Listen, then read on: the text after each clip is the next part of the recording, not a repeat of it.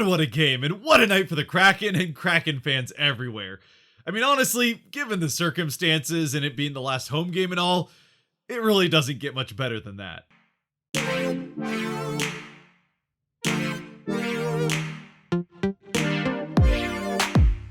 What's cracking, everybody, and welcome back to Kraken R&R, where the Seattle Kraken win their final home game of the season, shutting out the San Jose Sharks 3-0. And with that, for the Kraken, it may have taken all 41 of them, but with this last game in their inaugural season at home, they finally get that first ever franchise history home shutout. So obviously the game was awesome, but honestly, even outside of how the game went, the energy in the building was absolutely incredible, and really made this one of the more special sporting events that I have personally ever been to.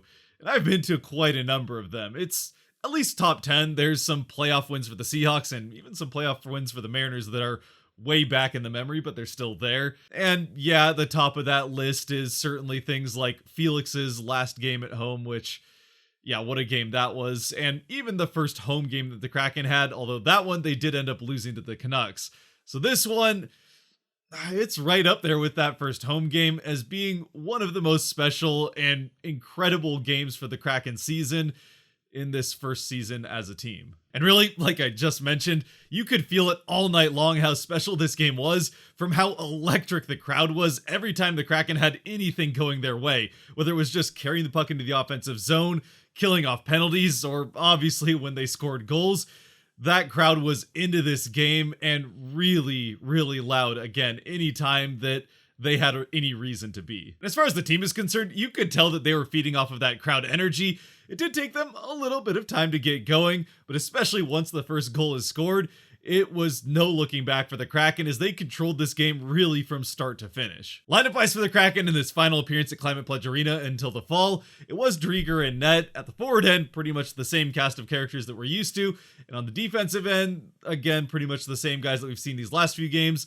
Still no Hayden Fleury and still no Vince Dunn. Both of them seeming like their seasons are probably done, especially with just the one game left in Winnipeg that I can't really imagine any reason they would force either one of them out onto the ice to just play that one. Though honestly, and this isn't to take anything away from how any of the Kraken played, as for the Sharks, well, you could tell there really wasn't that much energy on that side of the ice. It was very clearly a team that was on the second half of a back-to-back to finish off their season. Again, the schedule having a bit of a rough way to end the season for them. Still though, again, as I've already mentioned, it was a rather uneventful start to this game. Really neither team showing a whole lot of energy in the first few minutes. Right up until the Kraken get a rush chance down the ice. It's Yanni Gourde along with Kuhlman, and of all people, Dennis Cholowski. Cholowski gets the puck across to Kuhlman as he's going down the slot. Kuhlman off to the side gets the puck up to Gourde, who's following Cholowski down the slot. Gourde drifts off to the side, fires off a shot, and scores to give the Kraken that 1-0 lead. It really was a nice, quick passing play by the three of these guys on the rush that makes this happen. And then obviously the laser from Gourde to put it in the back of the net off of the wrist shot, getting him his 21st goal of the season, breaking the ice in this game, and obviously, since we already know it was a shutout, what would end up being the game-winning goal for the guy that at the end of the game would end up being voted the fan favorite player of the year in this inaugural season, as well as also winning the first ever Guy Fielder Award, the award that the Kraken give out at the end of the season to the player that shows the most perseverance throughout the season, as voted on by the players. Which, again, considering it is voted on by the players, does bode pretty well for the possibility, or even likelihood as some of us might think, that Gourde could end up being the captain for the Kraken in the next season. Regardless of what next season brings for the Kraken though, one thing is for certain, Gourde has been one of the best players for this team all season long, and especially here in this last stretch after they even got eliminated from the playoffs, and especially after the trade deadline, he has not slowed down whatsoever, while some of the other players across the league for the teams getting eliminated from the playoffs definitely have. And also post-game, when being asked about getting that fan favorite award, Gourde had a great quote where he said that while he's never been trying to get that fan favorite award, he attributes it to probably his style of play, as well as the way he likes to smile at the opponents. And I gotta say, yeah, that definitely helps. And of course, on this scored goal, getting back to the game, both Kuhlman and Cholowski end up picking up assists on it, both being waiver claims by the Kraken throughout the course of this season. And for Cholowski, it's his first point for the Kraken after having been drafted by them originally in the expansion draft from the Detroit Red Wings, before early in the season being claimed off of waivers by DC, where he got 1 point there, before being claimed back off of waivers by the Kraken in February, and now finally getting some playing time. Honestly, has looked pretty good in the few games he's played. And again, getting his first point for the Kraken here. Following the Gord goal, like I said, the Kraken do pretty much control the rest of the game, though it is still pretty slow moving for the next few minutes getting into the back half of the first, where the Kraken do eventually get a power play, though outside of one good chance right at the start of the power play, it really doesn't go much of anywhere. And then finally, in the final couple of minutes of the first, the Kraken, on another rush chance, it's Matty Beniers carrying the puck into the offensive zone after picking off a pass. He gets a pass up to Alexiak at the middle of the blue line, who quickly finds Larson on the other side of the offensive zone. Larson fires off a one-timer and puts it into the back of the net to give the Kraken the 2-0 lead. And for Larson, his 8th goal of the season, which doubles his previous career high in single-season goals. And of course, with the secondary assist on Larson's 8th goal of the season, it's Matty Beniers with his 8th point in the NHL, an 8th point in 9 games at that. I mean, really, at this point, it's his 8th point in 8 games plus a period. Now, I will say that with the Kraken going into the first intermission with the 2-0 lead, another early 2-0 lead for the Kraken, considering how the last week went for them, I was a little bit nervous about how this second period was going to go. And on a couple of different occasions, it almost went bad, as this is where the Sharks had the few opportunities that they were going to be given. The Kraken early in the second period do have a couple of pretty bad turnovers that could have led to something offensively for the Sharks had they been able to find the energy to take advantage of them. Fortunately, they weren't really able to, and the Kraken were able to recover from those mistakes with the help of the Sharks putting one off the post to keep everything out of the net and keep the offensive momentum going mostly in the Kraken favor. That is right up until about halfway through the second. Alexiak goes to the box on, I want to say, a hooking call, and then about a minute into the power play, Larson follows him into the box on interference, so the Sharks end up getting over a minute of 5-on-3, which, much like a Kraken 5-on-3, they don't really do much of anything with it. They pass it around the outside quite a bit, trying to get Burns some shots, which he misses a couple and Drieger saves a couple, but none of them get really all that close to scoring. And eventually the Kraken not only kill off the 5-on-3, but also end up killing off that almost minute of remaining power play on the Larson penalty. And as soon as Larson enters the box, the crowd really starts revving up, which only gets louder and louder as Larson takes the puck from the defensive zone all the way into the offensive zone, and then goes for a wraparound chance that he almost scores on. And at this point, the crowd was honestly louder than I've heard them be in a lot of goals the Kraken have scored over the course of this season. It was one of the loudest, really, the crowd has been in general for anything over the course of this inaugural season, outside of, some goals here and there, like the Beniers' first goal, and probably still the loudest moment of the season would be that first goal at home against the Canucks at the start of the season, even with, at that point, everyone wearing masks. Which, yes, that does make a difference. There was a very clear uptick in the noise in the arena once the mask mandate eased up. But with that being said, obviously any home crowd, or at least any home crowd where there's fans in the building, is gonna get excited and loud when their team scores a goal. So to hear the crowd get that loud, like scoring a goal to take the lead late in the third period loud, over a penalty kill in the second period, was pretty awesome. And again, just added to that, not to be a broken record, but absolutely electric atmosphere in Climate Pledge Arena for this last game. Obviously, it's a perfectly appropriate time to get loud with a 5-on-3 being killed off and back-to-back power plays to maintain a shutout, but still, it was pretty awesome. And on top of that, again, probably feeding somewhat off of that crowd energy, really ever since Larson exited the box, the Kraken really never looked back, controlling the rest of this game and not allowing that many more chances for the Sharks. McCann does get a shot that he puts off of the post right after Larson fails on the wraparound, and if he had scored, there would have been some eardrums breaking in that arena. Fortunately for the tinnitus of potential fans in the building, he doesn't end up scoring, although I still kind of wish he had.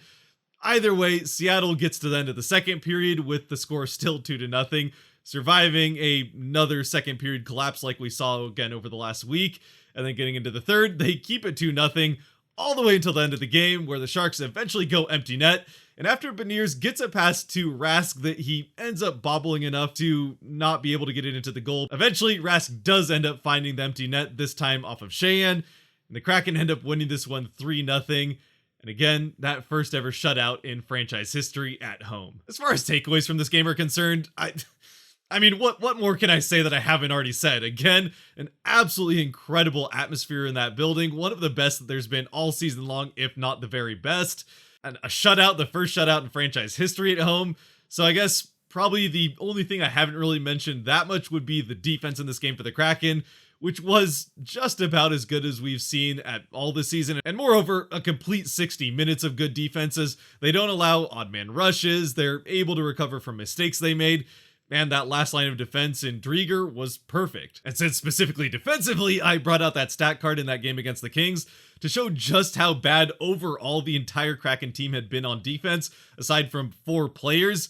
It's only fair that I bring out that stat card in this game, which shows that every single Kraken player positively impacted the team defensively over the course of this game. Now, obviously it's a shutout, so it's hard for them to have a negative impact, but even still, that's pretty impressive that they were all in the positive side of things defensively in this one, and just shows how much of a turnaround they had from one game to the next. Again, yes, they probably were aided a little bit by the fact that the Sharks really didn't seem to have that much energy or care that much about playing the game in the first place, but for the Kraken, they can only play the opponent that they're given, and in this case, they were still able to hold the Sharks to just 4 shots in the first period, and while they did end up with 24 in the game, there really weren't all that many dangerous opportunities, and any that there were, either Drieger or the posts around him were able to stop. Which transitions us perfectly into the 3 stars of the game, where obviously, with that first shutout in franchise history at home, it's going to be Chris Drieger stopping all 24 of the 24 shots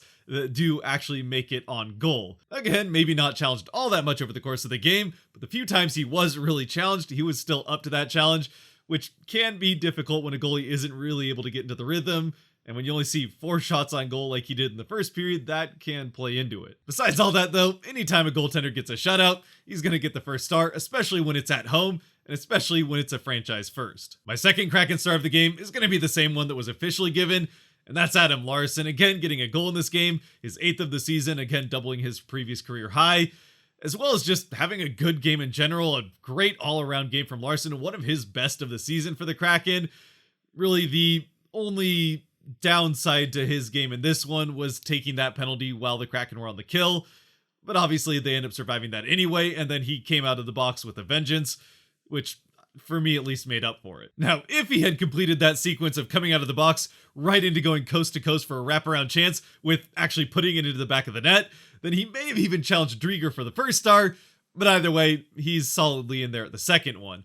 And then the third star, obviously it's gotta be Yanni Gourde, again breaking the ice, getting the game-winning goal, the first goal of the game, as well as again having another one of the better games for any Kraken player, and well-earned getting that fan favorite award voted on by the fans, as well as the most persevering player as voted on by his teammates. And when in September or late October in the preseason next year, he is eventually voted the captain of the team, that will be well earned as well. Before we start wrapping things up though, some honorable mentions for the Kraken as far as stars are concerned. The first one would have to be Jared McCann. He easily could have gotten a 3rd star here if it wasn't for Yanni Gourde existing. Again, he had another fantastic game for the Kraken, really finishing off this season strong as well. And he also, after the game, ended up winning the inaugural season team MVP award as voted on by the media. And I think you can pretty safely say that if Gourde is the captain, in fact, next year, McCann will definitely be one of the assistants. Of course, regardless of who's the captain or assistant captain next season, it's pretty obvious that both of those guys are basically locks to be on the team next year. Meanwhile, the third guy on that line isn't quite as obvious, and I certainly hope they do keep him around, though he is set to be an RFA after the season is done in one more game. And that, of course, would be Carson Kuhlman, who would be another one of the honorable mentions for a star in this one. Kuhlman didn't necessarily make an immediate impact after the Kraken claimed him off of waivers, but he has really finished this season strong, and I think pretty much guaranteed the fact that the Kraken will at least make a good effort to keep him around, even if he doesn't necessarily stay on that line with Gourde where he has been thriving at the end of this season. Of course, it's still definitely possible that he does, but with there being some free agent pickups that the Kraken could add that would likely end up going with Gourde on a second or third line, it's still definitely up in the air. Either way, the pickup of Kuhlman off of waivers has been a great one, and I hope the Kraken keep him around. And then my final honorable mention, though I could keep going on and on with the good games that the players had in this one, every time that Beniers puts up a point at this point, I'm going to give him at least an honorable mention, if not a star. So again, 8 points in 9 games. Yeah, as always though, I'd love to hear your thoughts down in the comments section, who your 3 stars of the game would be, and maybe with this being the last home game, though we'll certainly have the same thing after the last game in Winnipeg, who your MVP of the season would be, who your favorite player has been, and maybe of the guys that are set to be RFAs or UFAs, who you'd most like to see the Kraken keep around. Finally, before we close this one out completely, quick reminder, we will be doing a stream for that last game in Winnipeg on Sunday, starting at 11 a.m. Pacific time, so right in the middle of the day on Sunday, and if you're somewhere else outside the West Coast, it gives you a good chance to hopefully join for that stream and watch this game at a earlier time in the day. With that though, I'll finally stop my rambling and trying to put together my scattered thoughts of a very exciting and somewhat frazzling win for the Kraken. Yeah, I mean, I don't know, I'm just having a hard time putting everything together. Obviously a little bit tired, somewhat due to a late night with all the extra stuff in the press conference, and then it just being the 81st game of the season. Again, if you have made it to this point, thank you very much for watching. If you did like or enjoy this video, there are buttons for that kind of stuff down below that help support the channel, so I'd appreciate using those. And until next time, one more game left in this season. Be good to each other, God bless, and go Kraken.